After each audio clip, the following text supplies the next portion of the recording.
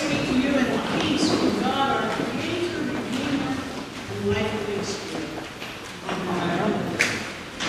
In those days, a decree went out from Emperor Augustus that all the world should be registered. Registered by the empire.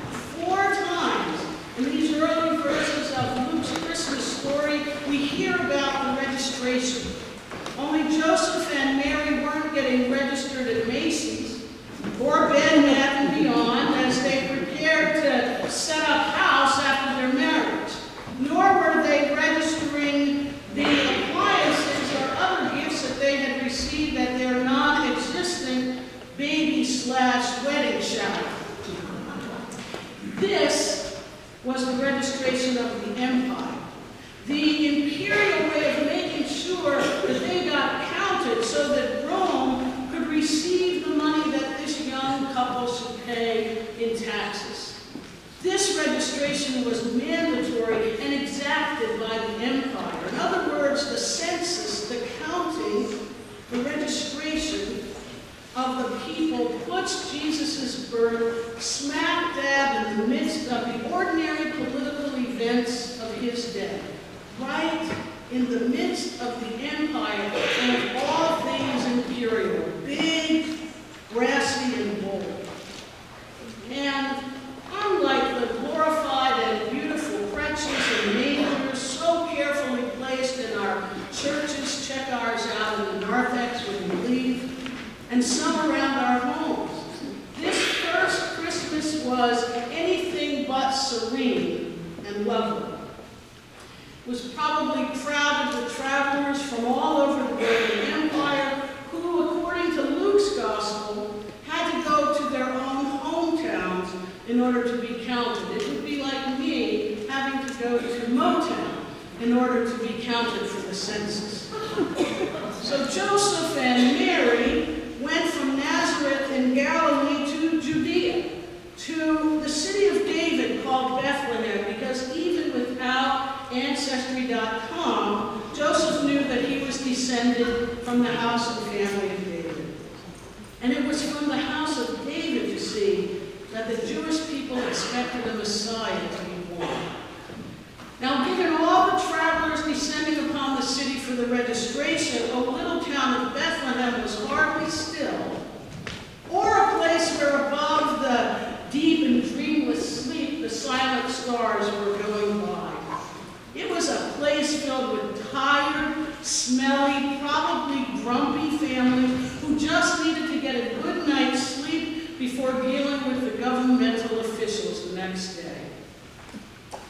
And another thing about this story. Did you notice that the couple was not yet married? Right? That unlike a true holy family, or at the least a model family, should do, namely to get married before having the baby, Joseph and Mary also seem to have broken that convention. They were, as some people used to say, living together in sin. An unmarried couple about to have a baby far away from their home. Don't you think that God could have picked a more respectable couple and a better situation in which to enter human history? But isn't it just like God to do the odd thing, the least expected, even scandalous thing to get people's attention and to turn their beliefs about the divine upside down? And then to make matters worse, while Joseph and Mary are going around the town trying to find a place to sleep for the night so they can register the next day, Mary's water breaks, and it's time for the baby to be born. There was no ambulance at the ready, no hospital for them to go to, and there certainly wasn't an obstetrician waiting on the end of a cell phone for a call that said Mary was about to have a baby. This first Christmas, brothers and sisters, was probably more like pandemonium.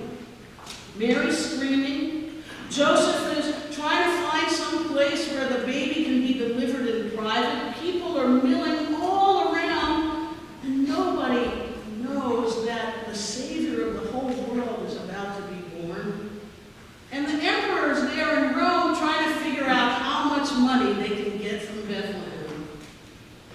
a scene.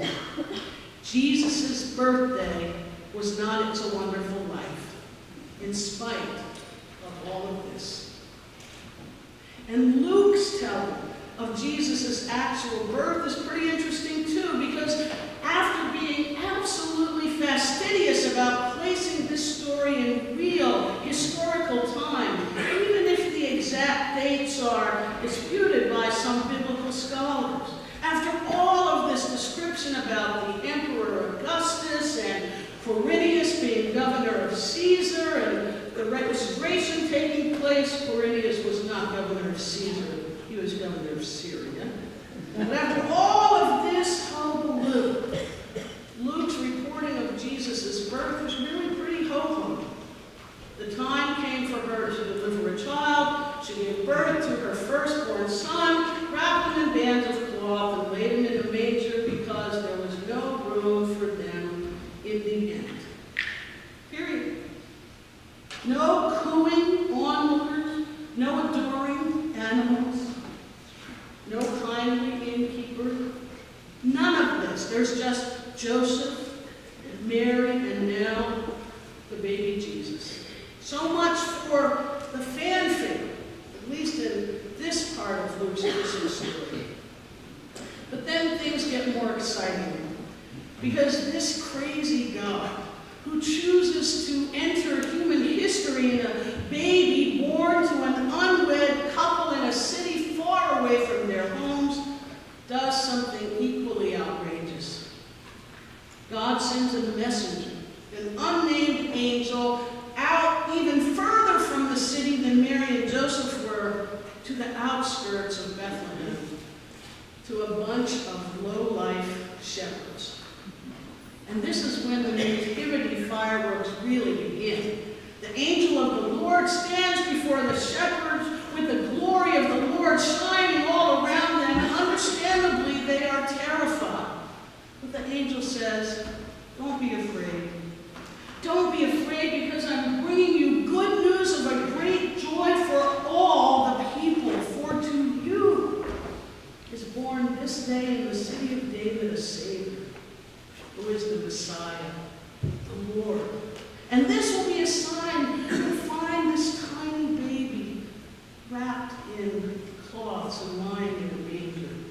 And then suddenly there was with that one angel a whole multitude of angels and other heavenly beings praising God and singing, "Glory." You didn't know that the angels sang in Latin, did you? Well, the angelic host, when they hit the road and the shepherds regained their composure, they talked it over and said, "Let's go to Bethlehem and see what these angels were talking about." And all of this would be perfectly acceptable if, in fact, the shepherds themselves were perfectly acceptable. But unlike the cute little shepherds that we had at our earlier service, you know, the ones that show up every year in our Christmas pageants, the shepherds that these angels appeared to were anything but cute and cuddly. In Jesus' day, shepherds were pretty much despised people. People thought that they were shiftless, dishonest people who grazed their flocks on other people's lands. And in fact, because people thought that shepherds were so shiftless, because they took advantage of other people's property, shepherds weren't even eligible to be judges or witnesses in court. So it's pretty amazing that men who weren't even fit to be witnesses in court get to witness the birth of the Christ child. God really must have a sense of humor. Or maybe in spite of how the world views them, God sees these outsiders living on the outskirts of society as the perfect ones to receive and share the good news of a newborn Messiah. After all, this baby, just like his ancestor David, was God's anointed one, who would grow up himself to be a shepherd king, ruling with justice and peace and love. So the shepherds went hurriedly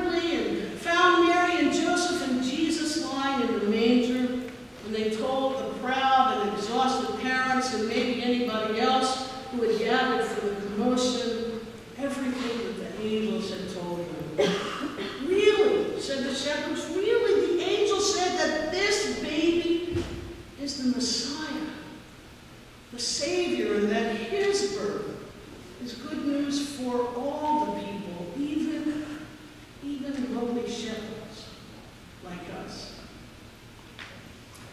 It's a pretty amazing story, isn't it?